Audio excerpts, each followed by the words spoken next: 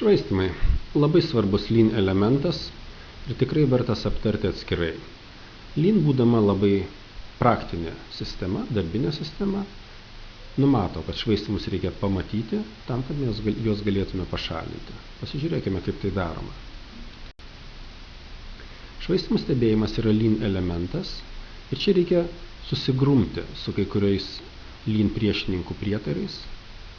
Reikia pasakyti, kad Lean tikslas nėra dirbti greičiau, sunkiau ar atleisti darbuotojus. Lean tikslas nėra bet kurią kainą sumažinti atsargas arba mažinti savo kaštus kokybės klientų sąskaitą. Ne, Lean tikslas yra padaryti visus veiksmus tikslesniais, paprastesniais ir sklandesniais. Ir kaip tik to tikslo galime pasiekti, pašalinę kliūtis ir stabdymus. Taip sakant, mes galime pasiekti geresnio proceso, pašalinę švaistymus. Labai svarbu yra pasižiūrėti į Lean principus, tai yra darbinės nuorodos, į kurią pusę Lean sistema mus veda. Pirma, apibūdink vertę kliento požiūrį. Antra, detalizuok vertės grandinę ir pašalink švaistymus. Trečia, pasiek, kad vertė tekėtų nestabdoma. Ketvirta, kurk vertę, kai jos reikia, kai klientas ją traukia link savęs. Penkta, nuolat tobulėk siekdamas idealų. Ir pabandykime truputėlį konkrečiau detalizuoti, ką mes turime omeny, sakydami pašalink švaistymus. Švaistymas ir vertės kūrimas. Lean sistemoje švaistymai yra vertinami visą laiką kliento požiūriu. Ir pirmoji užduotis yra pastebėti švaistymą, kad galėtume jį pašalinti. Tačiau, norint pastebėti švaistymą, mums reikėtų apsibriežti, kas tai yra vertė. Vertės kūrimas pagal Lean apibrėžiamas tokiu būdu. Pirma, atliekamas darbas turi būti svarbus klientui. Antra, informacija arba medžiaga darbą atliekant turi keistis. Trečia, darbas turi būti atliekamas kokybiškai ir iš pirmo karto. Taigi procesas kuria pridėtinę vertę tada, jeigu visos trys sąlygos yra tenkinamos vienu metu. Ir priešingai, jeigu bent viena iš sąlygų nėra tenkinama, atliekamoje veikloje mes turime švaistymų. Švaistymai yra bet kokia veikla, kuri reikalauja resursų, tačiau nesukuria vertės. Vertės apibrėžimas mums užduoda iš karto du klausimus. Pirmas tai yra apie tai, kokia yra atliekamo darbo paskirtis, ko iš tikrųjų nori klientai, ką vertina klientai.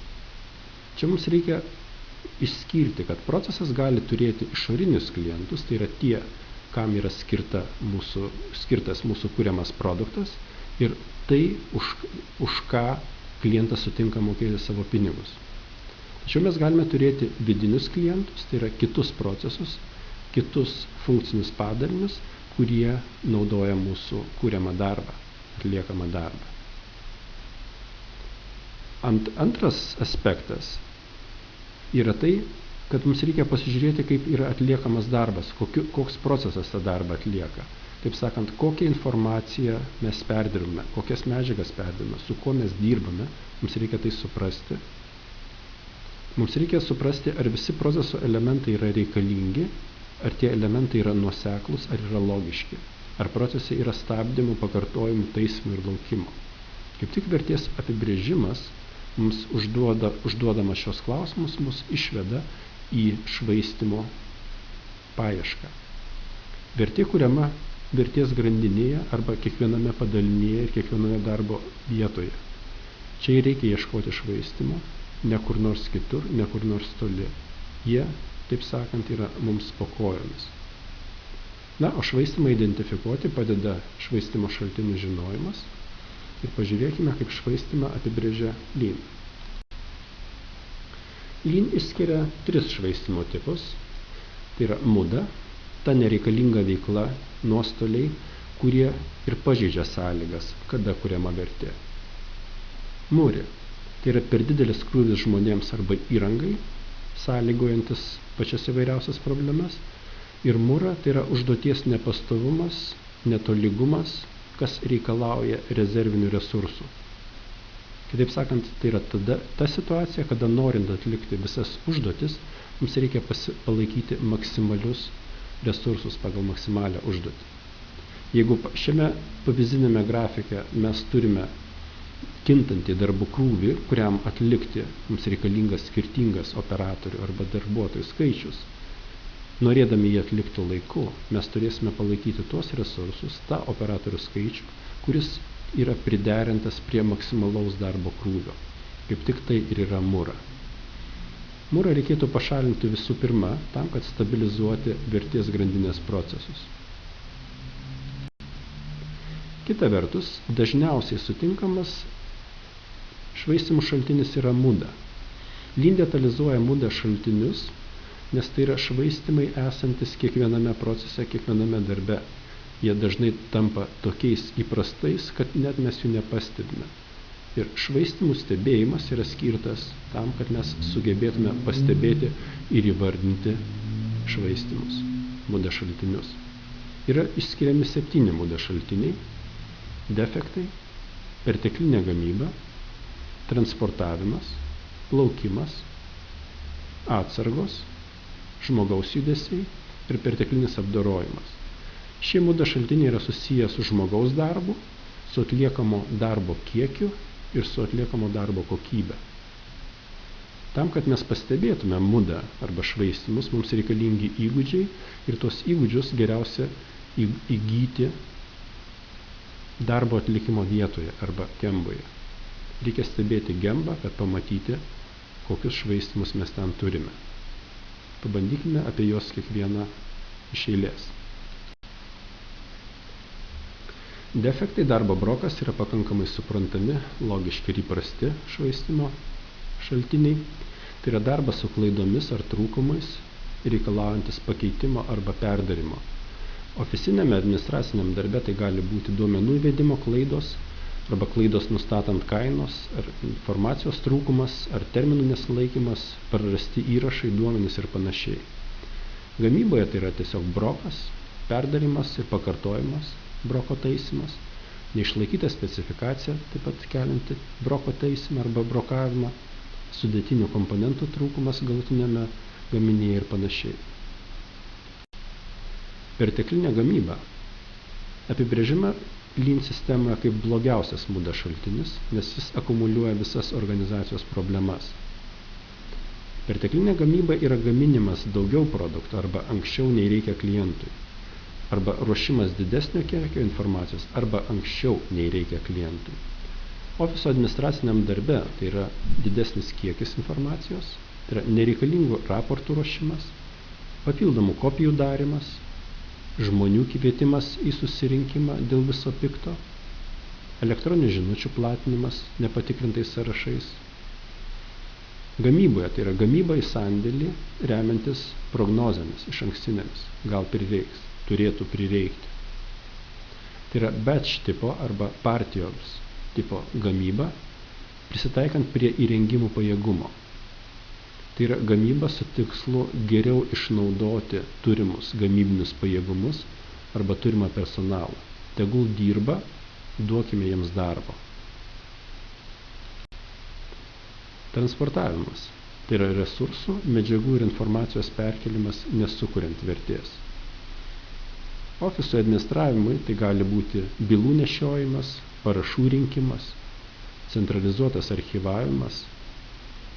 Tai gali būti sprendimų priėmimas bendruose susirinkimuose, kai informacija yra nešama į kažkokią tai sprendimo priėmimo vietą, sprendimas nepriimamas to jau pat. Gamybos atveju tai yra medžiagų transportavimas, įsandėliavimą arba išsandėliavimo, komponentų transportavimas tarp cechų, pusgaminių nebaigtos gamybos pernešimas dėl blogos išdėstymo schemos tarp įrengimų ir panašiai. Laukimo muda.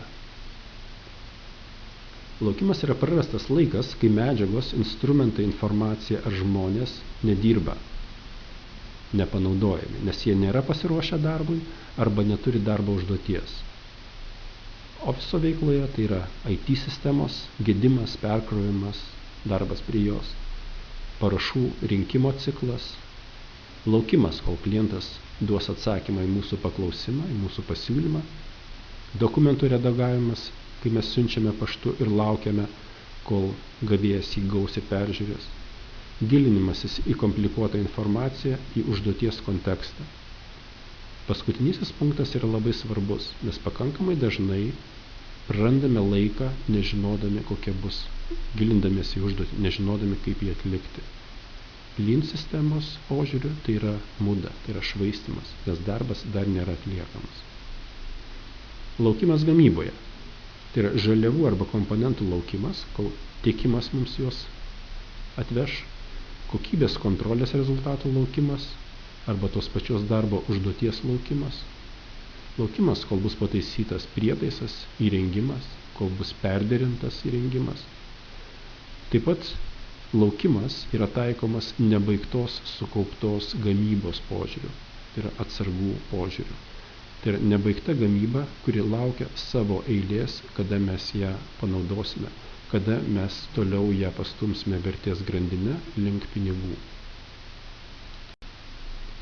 Atsargos. Atsargos yra daugiau informacijos arba produktų, nei šiuo metu reikia. Ofise administracijoje tai yra kaupiamos bylos, ofiso priemonės, sukauptos, pašto žinutės, papildomos dokumentų kopijos arba tiesiog duomenys, kuriuoms paskirties mes kol kas nežinom, bet galbūt prireiks, darome jų kopijas. Gamybos atveju tai yra mes kaupiame žaliavas, sandėliuojame. Mes sandėliuojame nebaigtą gamybą arba pagalbinės priemonės darbui. Pakankamai dažnai mes turime atsarginius prietaisus ar atsarginius įrengimus, taip pat palaikome perteklinius pajėgumus, gamybinius plotus arba nepanaudojame žmonių. Tai yra atsargos, jos naudojamos neracionaliai, dėl to tai yra švaistymo būdas. Iš tikrųjų, atsargos yra rezultatas kitų proceso problemų arba kitų muda šaltinių. Atsargos tampa neišvengiamos, kai procesas stabdo tarpusavėje nesuderintos operacijos, kai jos yra lėtos ir greitos, kai perderinimo trukmė yra pernelyg ilga, kai turime broko ir panašiai. Atsargų pagalba mes apeiname problemas, jų nesprendžiame. Mes padarome rezultatą, neišspręsdami problemų arba jas paslėpdami po atsargomis. Atsargų lygis yra tarsi upės vandens lygis. Kai jisai yra aukštas, mes nematome srautui trukdančių problemų, nematome akmenų. Tačiau jeigu atsargų lygį mes sumažintume, mums problemos pasidarytų pakankamai aiškios ir mes matytume, su kuo mes galime dirbti, su kuo mes privalome dirbti, kad procesai mūsų taptų sklandesni. Taigi atsargų mažinimas apnuogina problemas ir paskatina problemų sprendimą. Judesių muda. Tai yra, judesiai yra žmogaus judesiai, kurie nesukuria vertės. Ofiso veikloje tai yra dokumentų paieška, informacijos rinkimas žinynuose, kataloguose, ėjimas prie bendro naudojimo printerių ar tiesiog lankstymasis neergonomiškai organizuotoje darbo vietoje. Gamyboje tai įrankių darbo priemonių siekimas, ėjimas jų paimti, operacijos perkelimas nuo vieno įrengimo prie kito, ėjimas prie bendro naudojimo prietaisų arba vėlgi neergonomiška darbo vieta. Žmogaus judesius pakankamai dažnai fiksuojame, sukurdami vadinamą spageti diagramą, kaip tik daugybė linijų ir parodo, kiek neekonomiškai yra panaudojama žmogaus resursas arba kiek judesių švaistymų mes turime. Ir perteklinis apdorojimas kaip švaistymo rūšis, tai yra papildomas klientui nereikalingas darbas arba klientui nereikalingos produkto savybės. Tai yra aukštesnė kokybė, kurią mes stengiamės suteikti, nors klientui to nereikia. Ofiso administraciniam darbe tai yra duomenų pertikrinimas, perorganizavimas, perteklinė kontrolė, pertekliniai funkciniai suderinimai arba platesnės apžvalgos, jų šlifavimas ir panašiai. Gamyboje tai gali būti perteklinis dokumentavimas, pernelyg siauros kokybės tolerancijos ribos, pernelyg sudėtingas dizainas arba, tarkime, spalvota techninė dokumentacija. Šioje vietoje įmonės pakankamai dažnai daro klaidą sakydamos, kad kuo aukštesnė kokybė, tuo geriau. Iš tikrųjų, kokybė turėtų būti subalansuota su kliento poreikiais ir tada mūsų darbas taps ekonomišku, taps racionaliu.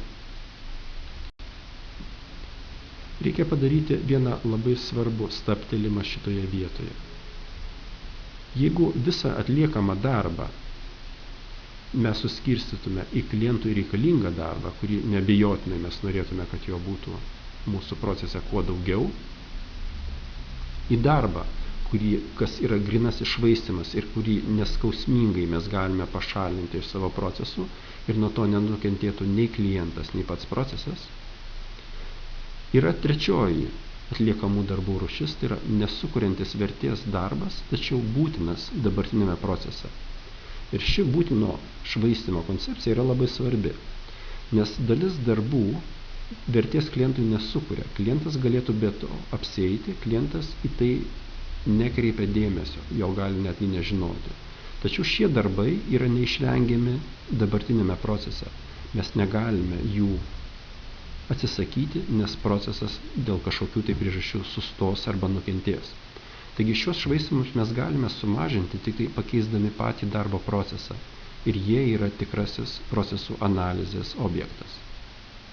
Laikinas būtinas švaistymas.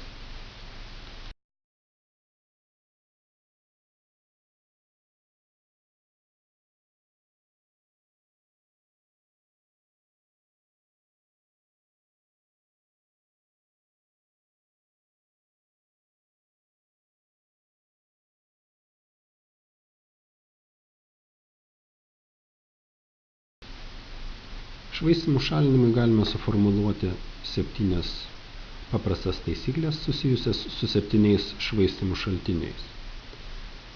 Defektai. Norint sumažinti defektus, reikia rasti pirminę defekto atsiradimo priežastį. Reikia kontroliuoti atliekamo darbo kokybę kiekvienoje operacijoje. Perteklinę gamybą sumažinti galima gaminant tai, ko reikia, kada reikia ir tuo kiekiu, kiek reikia klientui. Jeigu mes prisitaikysime prie klientų poreikio takto, mūsų perteklinė gamyba turi sumažėti. Transportavimo mažinimas, tai yra reikia mažinti perkelimo atstumus, reikia perplanuoti darbo cechus, reikia taikyti darbo vietos dizaino instrumentą. Laukimo mažinimas gali būti pasiektas, jeigu mes suprasime kiekvienos proceso grandies trukmę ir ritmą, jeigu ją mes suderinsime su kliento poreikiais. Tai vėlgi grįžimas prie kliento poreikio ritmo ir mūsų proceso ritmo. Tiek takto suderinimas su atlikimo trukme. Atsargos. Atsargos yra kitų švaistymo rūšių simptomas ir jeigu mes sugebėsime pašalinti kitus švaistymus, atsargų nebereikės. Atsargos natūraliai turės mažėti arba jos galės išnykti. Judesiai. Norint sumažinti judesių švaistymą, reikia koncentruotis į operatorių darbo ergonomiją, nepamirštant darbo saugumo ir randant geriausią būdą darbo atlikimui. Čia yra labai galingas standartizuoto darbo instrumentas. Ir perteklinis apdorojimas gali būti sumažintas, suprantant tikruosius kliento poreikius ir pildant tikruosius kliento poreikius. Lean sistemos instrumentai yra vadybiniai metodai skirti švaistymo šalinimui. Lean yra sukūrusi visą eilę instrumentų, kurie šalina šios švaistymo būdus, kurie yra pritaikyti šių švaistymo šaltinių pašalinimui. Ir švaistymai yra pašalinami juos stebint, pritaikant tinkamą Lean instrumentą arba priešingai. Jeigu procese mes diegiame Lean sprendimą, Lean instrumentą ir sutinkame švaistymo rūšį, mes tą švaistymą galime pašalinti. Siūlau išbandyti šio mokymo modulio veikimą, pasimti į Gembo darbo užrašus, pieštuką, eiti išilgai vertės grandinės ir stebėti, kaip kuriamas produktas tarsi juda vertės grandinė. Reikia užsirašyti visus švaistymo atvejus ir tokiu būdu mokintis juos pamatyti. Labai svarbu yra neskubėti, skirti pakankamai laiko, pakankamai dėmesio procesų stebėjimui. Reikia stebėti, ar darbas plaukia nestabdomas, ar operacijos atliekamos vienodai, kartojamos vienodai, ar nesikaupia atsargos tarp operacijų. Ar žmonės laukia, kol automatai dirba, ar jie tuo metu atlieka kitus darbus, ar aiški darbų atlikimo tvarka ir taip toliau. Čia reikia prisiminti 7 muda šaltinius ir šitas prisiminimas, jų identifikavimas gemboje, kaip tik ir padės mokintis stebėti švaistymus. Beje, gemba tai yra ta vieta, kur iš tikrųjų vyksta darbas. Labai svarbu pačiam savo akimis pamatyti, kaip darbas yra atliekamas.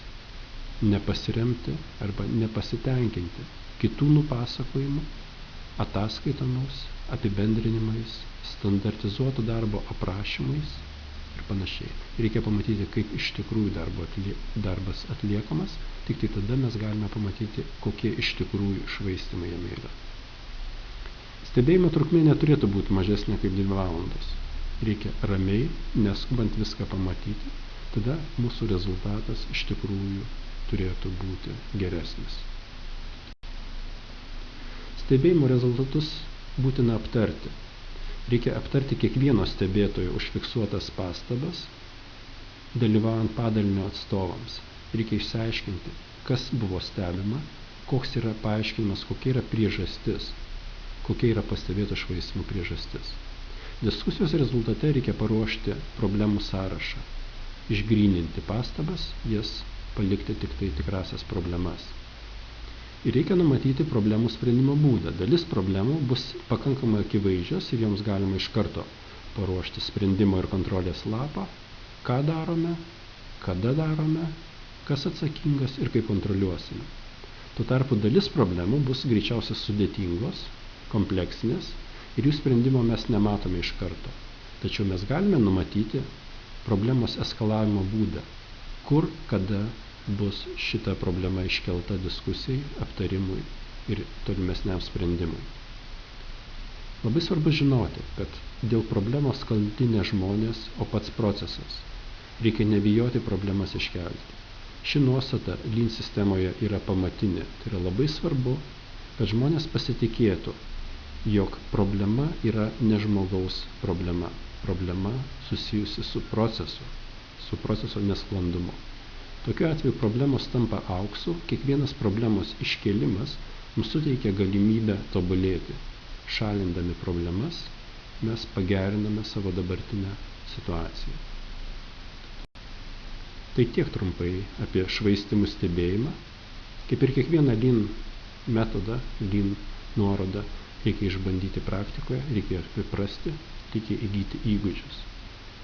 Pridursiu tik tai, kad būdų problemą identifikuoti ir spręsti yra daug, tačiau ne vienas jų neveikia be mąstymo ir be darbo. Linkiu sėkmės, ačiū, Saulius.